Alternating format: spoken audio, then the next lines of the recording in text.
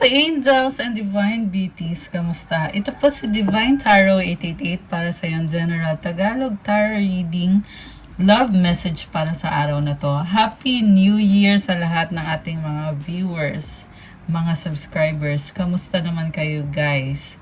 So, tingnan natin yung energies connected sa'yo. May mga na-ready na akong mga cards. So, we have here someone na sobrang attracted sa'yo. This is the energy of the Divine Masculine. So, yung unang mga cards is Knight of Wands, King of Wands, and the Emperor. Gusto niyang mag-reach out sa'yo, pero inobserbahan ka niya, hinihintay ka niya. Very passionate, very fiery. Ang gusto niya kasi mangyari is magkaroon ng reconnection or ng union sa inyong dalawa. Pwedeng twin flame mo siya or soulmate mo siya. And by the way, hindi po ito sa lahat magre-resonate kasi napaka-specific po ng message.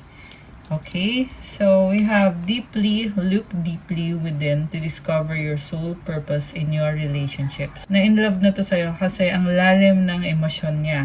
And very pure yung emosyon niya. So, emotions, look deep within your emotions. So, sobrang deep, di ba? Dito, deep, look deep, and then ito rin. Sobrang lalim ng nararamdaman niya para sa'yo. Kaya din siya medyo na-overwhelm at natatakot na baka siya lang yung nakakaramdam ng pagmamahal sa'yo at ikaw, baka hindi ganun yung nararamdaman mo para sa kanya. Pero sobra siyang confident din, kaya nga gusto niyang mag-reach out sa'yo. So, sa ngayon hindi ko pa alam yung buong kwento. Tingnan natin guys ha. And then we have union. The union of divine soul counterparts is a miraculous event that begins when you least expect it. So ito na nga yung sinasabi ko. Gusto niya magkaroon ng union sa inyo. Calling kasi yan para sa kanya na ikaw yung gusto niyang maging lifetime partner. Gusto niyang maging asawa or magkaroon kayo ng relationship. So, pwede hindi mo in-expect to.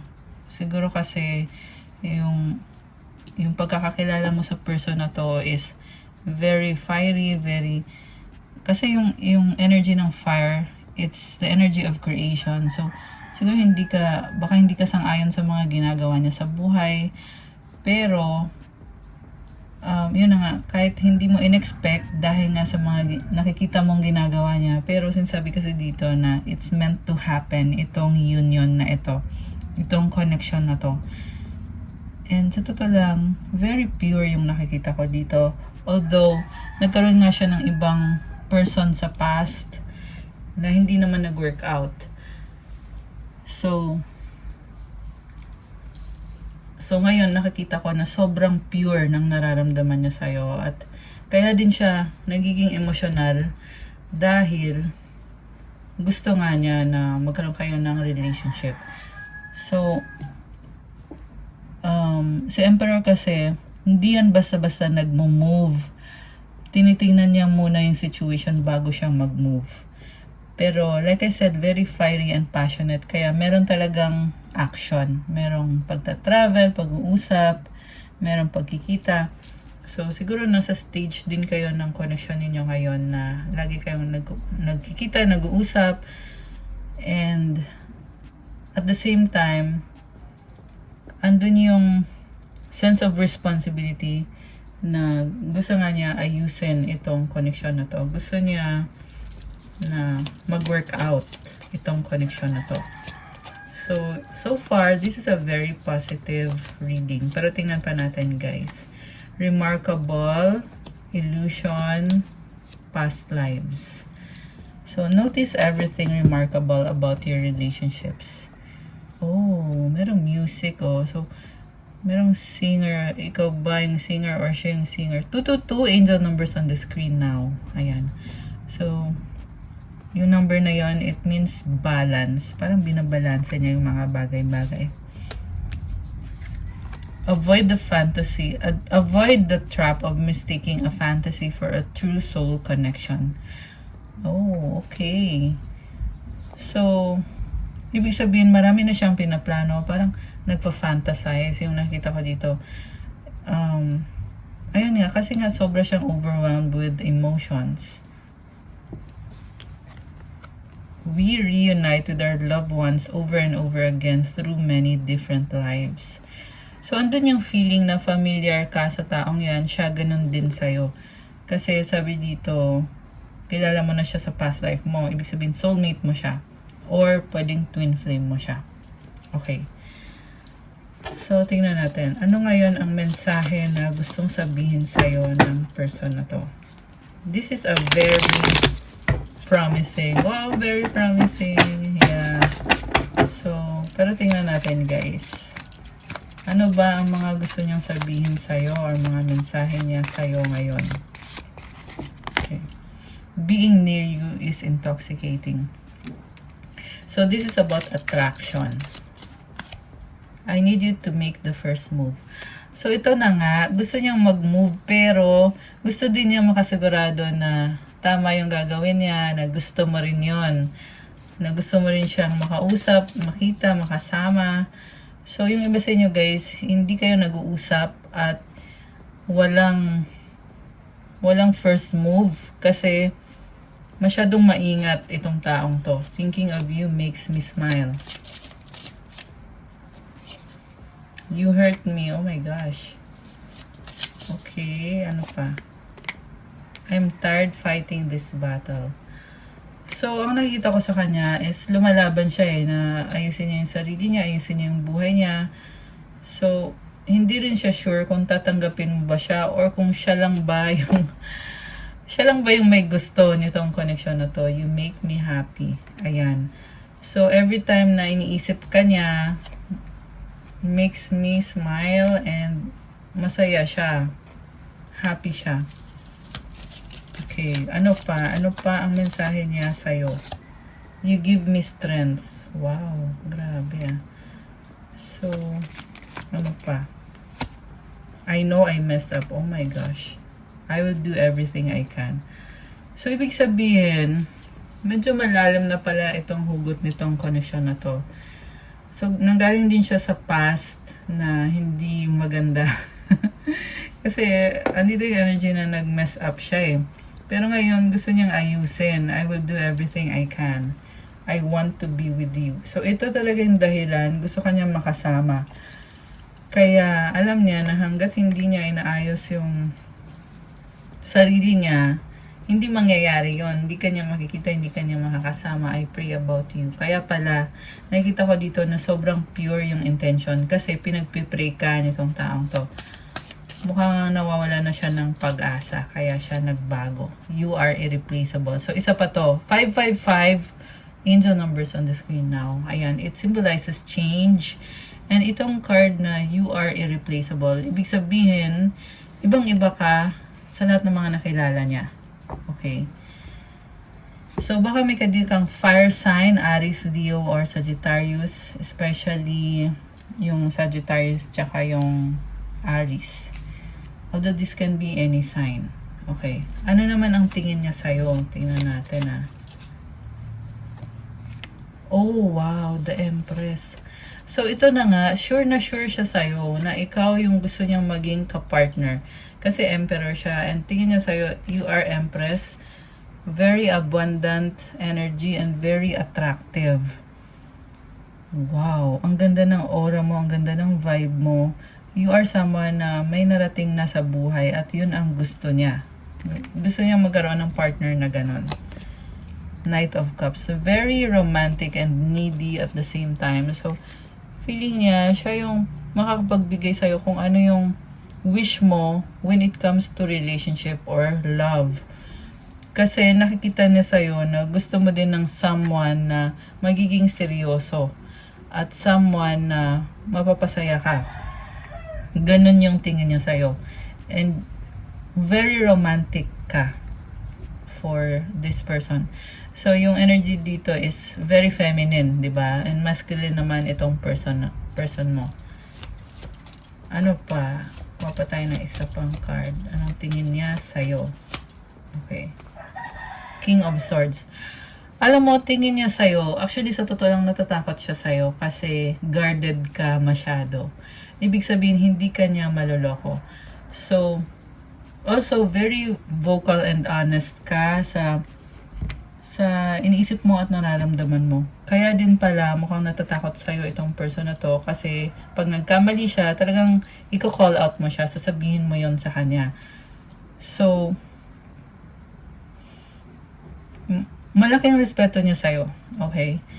And at the same time, nakikita niya din yung weakness mo, which is yung pagiging in love. Ganun kasi kanya tingnan ngayon, na mukhang in love ka sa kanya, mahal mo siya, nagki-care ka.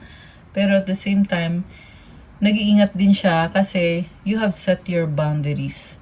So, hindi ka niya pwedeng lokohin. Grabe. Intense. Alam mo, ang nakikita ko dito sa connection na to, it's like a match made in heaven or perfect match. Kasi you balance each other. This person is the one taking action. Ikaw naman, you also take action. Pero, at the same time, alam mo kung anong gusto mo sa isang relationship. Alam mo kung ano yung ito-tolerate mo at hindi mo ito-tolerate. And, also you are compatible physically. 909 on the screen and 911. Oh my gosh. So, sa mga numbers na yon, it's a number of completion and also courage. Ibig sabihin, talagang lumevel up na pala itong connection na to. Kilala niya na isa't isa and may mga doubt ka pero binibigyan mo pa rin ng chance. Grabe. Ayan guys, so ngayon gusto kong tingnan from the tarot. Tingnan pa natin ano ba ang tunay na intention sa'yo nitong si Emperor, si Divine Masculine. So, alisin ko muna yung mga cards dito. Ayan. So, naalis ko na yung cards. Ngayon, gagamitin natin itong tarot deck na to. Anong intention niya? Intention niya sa'yo.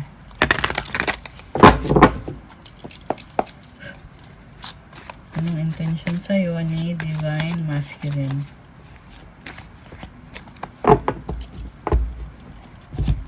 Okay. Teka. Ayan. Sinilip ko na yung card kasi gustong lumabas ng card na yun. The Fool. Oh my gosh. Parang ano to? Bagong cycle at gusto niya parang wala siyang plano kung anong mangyayari sa inyo. Pero ang gusto lang niya is enjoy yung moment ngayon. Yung current moment. Tapos tingnan na lang kung anong susunod. Yan yung gusto niyang mangyari. May energy din dito na parang dati nawala siya pero ngayon babalik siya. What curses this person is Queen of Cups. Okay, so yung hadlang dito is andun yung pagiging emotionally medyo manipulative siya. Parang selfish ba siya? Kasi ang nakita ko sa kanya, gusto nga niya mag-move. Pero at the same time, takot siya na baka mamaya saktan mo daw siya. Okay, very emotional yung nakikita ko dito.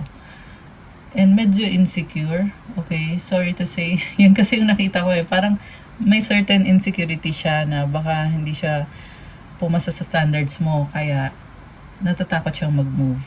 Seven of Swords. Okay. Marami siyang nililihim. Bakit? The Empress. Okay. So, yung nililihim niya, parang sinasabi dito, ayaw niya gamitin mo laban sa kanya yung mga ginawa niya or yung pag-uugali niya. Okay. Bakit ganito? Tingnan natin. Four of Wands. Queen of Wands. Oh, okay. Alam mo, maraming masyadong babae. Maraming masyadong babae or mali yung pagkakasabi ko. Masyadong maraming babae sa paligid niya. So, di ba si Empress, si Queen of Wands, tapos si Queen of Cups. At yan yung hindi niya sinasabi. So, kilalanin mo ng mabuti. Kasi, oo, mahal ka nga niya. Pero ano naman tong, ba't ang daming mga ibang tao dito, di ba? So, kaya naman pala, nagiging wise ka rin. Oh my gosh, the shadow side. Okay, nagkaroon ng cheating. Codependency, Knight of Cups, the Moon, and the High Tower. High Priest pala, the High Priest. Sa bottom of the deck is the Sun. Okay, biglang susulpot, babalik sa buhay mo kasi gusto niya makipag-ayos na sa'yo. Ibig sabihin, naging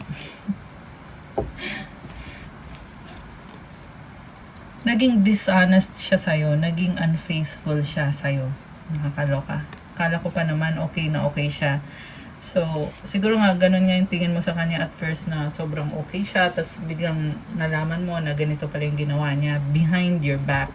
May nakikita kasi din akong betrayal, kaya nga andito yung Seven of Swords kasi may mga bagay na hindi niya masabi sa'yo. May ugali tong taong to na mahilig siyang mag-explore ng iba-ibang mga persons. So, yun yung problem. At the same time, ang tanong is, kung mahal ka ba niya? Yes. So, kung itatanong mo naman kung faithful ba siya sa'yo, sa ngayon, ang sagot dyan ay no. Okay? So, it's very clear na hindi siya faithful. And then, yun nga, yung problem kasi dito, yung pagiging codependent mo sa kanya. So, pag masyado kang atat sa kanya, sorry to say, yun kasi yung nakita ko dito pag masyado kang atat sa kanya, lalo din siyang lumalayo kasi marami din siyang ibang option. Ayaw niya yung feeling na parang obsessed ka sa kanya, ayaw niya ng ganon. And with the Moon, it's all about secrets. Ayan, nakatago, maraming lihim. So, High Priest, this is a very spiritual connection, pero for some reason, nagkaroon ng cheating. Nalungkot bigla Kasi kanina, ang ganda na ng simula. Tapos ngayon, lumabas yung katotohanan na hindi ka nag-iisa. Okay? So, yun nga yung problem dito Kasi, may pagmamahal siya sa'yo. Oo. Pinagdadasal ka niya. Oo. Pero, hindi naman siya faithful. And I just saw 515 angel numbers on the screen. Okay, again, it symbolizes change. So, 6 of Cups, Page of Pentacles, and the 6 of Swords. May mga memories kayo na gusto niyang balik-balikan at the Tower. Oh my gosh, 10 of Wands. The Hermit. Okay.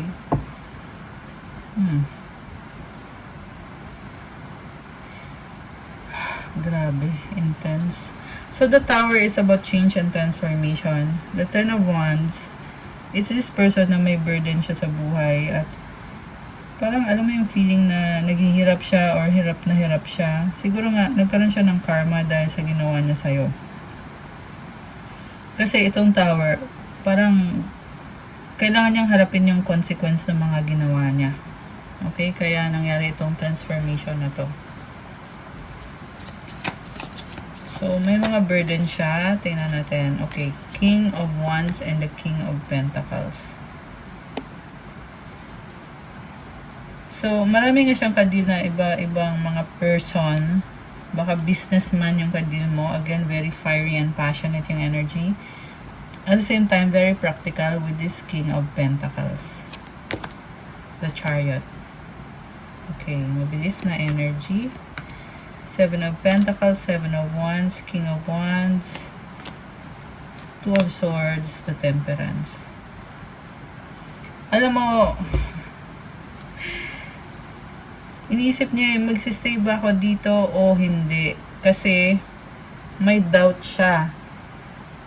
And at the same time, hindi niya maipaliwanag sa'yo yung mga ginagawa niya. Siguro bigla na lang tong nawawala, ginugusting ka. 717 on the screen now. So, bigla na lang siya nawawala, tapos biglang babalik. So, natatakot siya ngayon na yung nga, i-reject mo siya. Pero, hindi na rin niya mapigilan yung nararamdaman niya. At gusto niyang mag-move.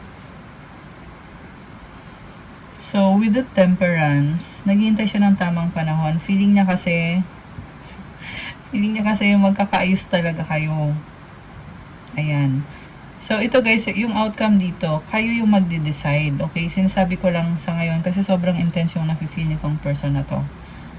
Ayan yung pinaka mensahe dito sa reading na yun na nga, hindi pa siya nagmo-move kasi may mga doubt siya, baka i-reject mo siya, takot siyang masaktan.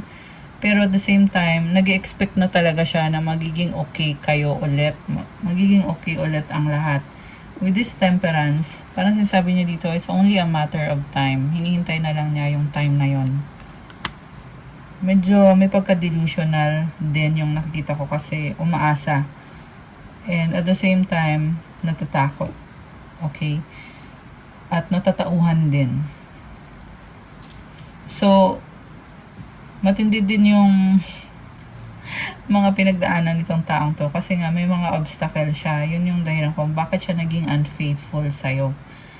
Pero, gusto niyang sabihin sa'yo na, yun na nga, wala ka namang ginawang masama. Except yung pagiging codependent sa kanya kasi yun din yung tumulak sa kanya papalayo. Okay. So, ibig sabihin, mas better if bitawan mo na itong person na to. Kasi kahit anong man ang maging desisyon mo, babalik at babalik siya sa'yo. Okay, yan yung pinaka-message dito sa reading na to, guys. So, again, hindi po sa lahat magre-resonate, pero kung sa inyo to, i-comment nyo dyan para alam ko.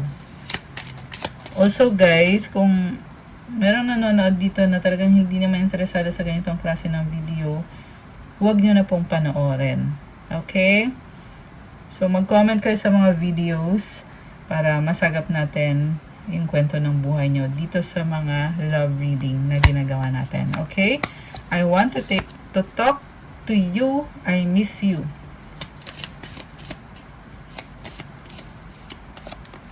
You're a God-given gift. Childhood trauma.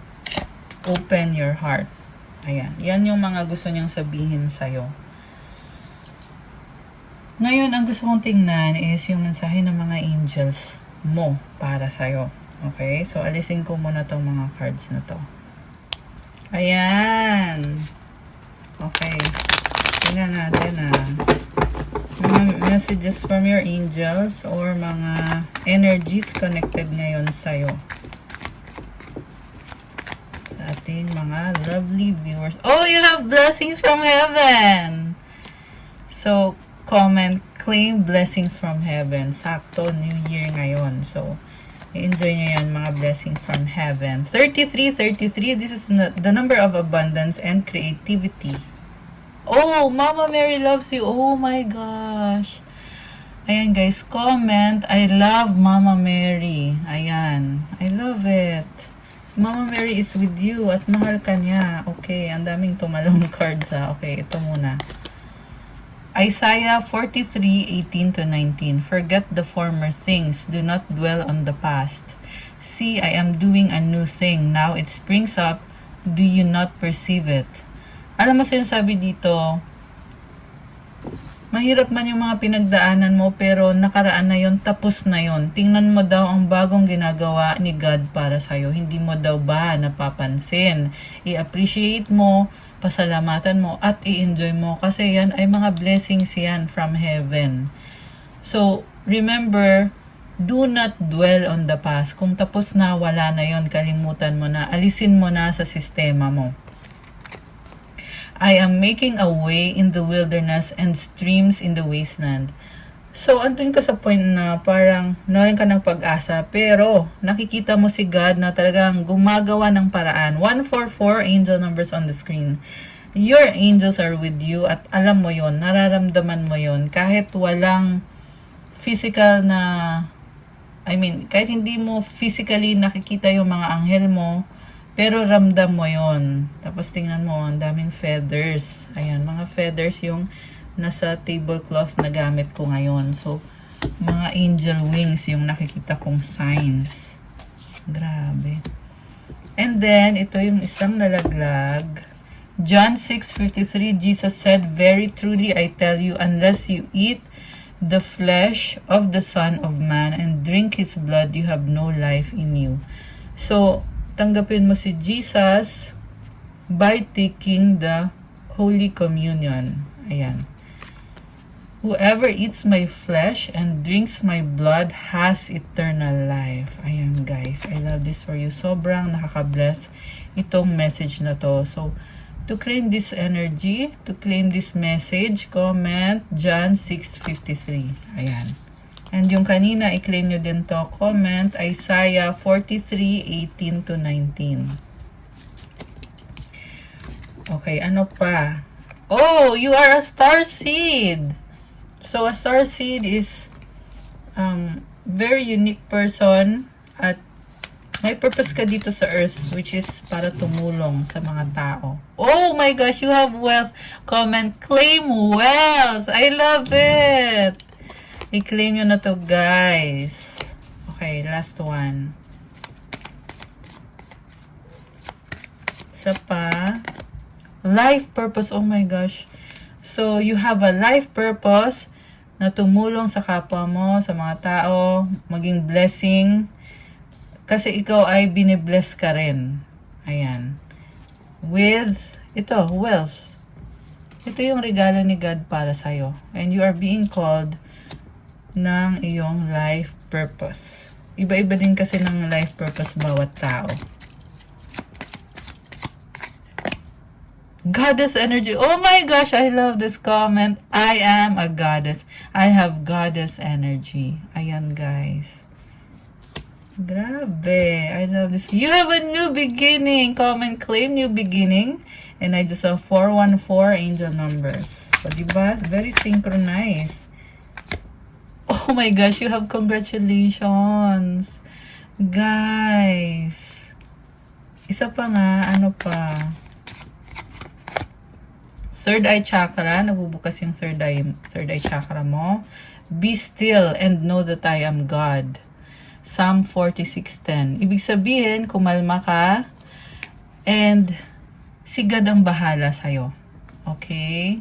Hindi mo na kailangan mag-alala o ano. Kasi andyan si God. Siya lagi ang nagbibless sa'yo, nagpo-protect sa'yo, tumutulong sa'yo. I love it. Okay, isa pa. One more. Parang dami pang message eh. Ancestors. Right path. O, diba? Nasa right path ka. Tumutulong ang ancestors mo. Okay, nalaglag to. Repentance. Okay. So, pag sinabing repentance, syempre, titigil mo na yung mga ginawa mo sa past or sa present na hindi naman nakakabuti sa'yo or mali yan sa mata ni God. And also, aside sa isa-stop mo yon, hihingi ka rin ng kapatawaran. Ayan, guys. And you do it sincerely. Meditation. Ayan, oh. Mag-meditation ka. Heart chakra. Help others. O, diba? Sinasabi ko na to kanina. You are here for a life purpose to help others. Kasi binibless ka rin.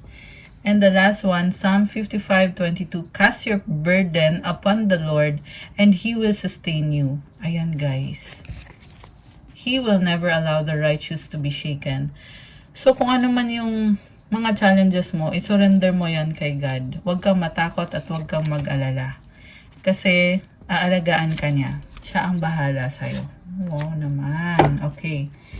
So, ngayon isipin nyo yung wish nyo. Kuha tayo ng sagot sa wish ninyo. Okay, ito na. Mag-wish na kayo, guys. Oh, okay.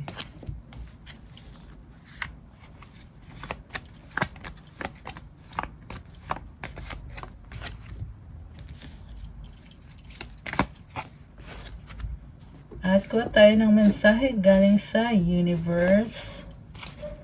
Okay, mensahe from the universe. Okay.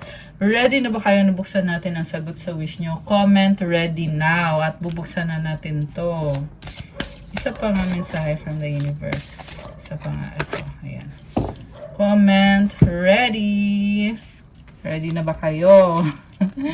Okay, buksan ko na din. Ang sagot sa wish mo ay... Oh no, it's a no for now. At kung kailan mangyayari ang wish mo ay a year from now. At ang advice sa'yo ay if you believe. Oh my gosh. It's a no for now, guys. Pero meron siyang blessing na ibibigay sa'yo a year from now if you believe. So, kailangan maniwala ka. Pwedeng ibibigay na sa'yo kaso hindi ka naman naniniwala. So, tingnan mo din yung sarili mo. Kailangan may trust ka kay God. Be still and know that I am God. Ayan. So, mukhang meron ka mga challenges. Pero wag kang mag-alala. Kailangan lang talaga believe at mag-pray ka. Pag-pray mo. Kung meron mang situation, person, place, or kung ano man na nahihirapan ka, i-pray mo kay God at i-surrender mo sa Kanya. Okay? So, from the universe, my vibes speak louder than my words. Grabe. So, sobrang good vibes. At, kahit nga hindi ka magsalita pero nakikita yung vibe mo. And then, when I think I've surrendered, I surrender more. So, just surrender. Okay? Wag nang mag-alala. Hindi mo kailangan mag-alala. Kalma ka lang. Si God ang bahala sa lahat. Ayan. Tapos, meron kang dandelion ba to? Pwede kang mag-wish. Ayan. Okay, guys. That's all for our love message for today. Thank you for watching. Please like, comment, subscribe, hit the notification bell. I just saw 911 again. And kung kailangan nyo ng private reading, kung gusto nyo ng one-on-one session, message nyo ko sa Viber or sa WhatsApp para mas mabilis. Nasa description box po yung contact details ko. I-click nyo na lang po dyan. And yeah, that's all. Happy New Year, mga Earth Angels and Divine Beauties. I love you guys. Have a good day. God bless you. Stay safe. See you again soon. Bye!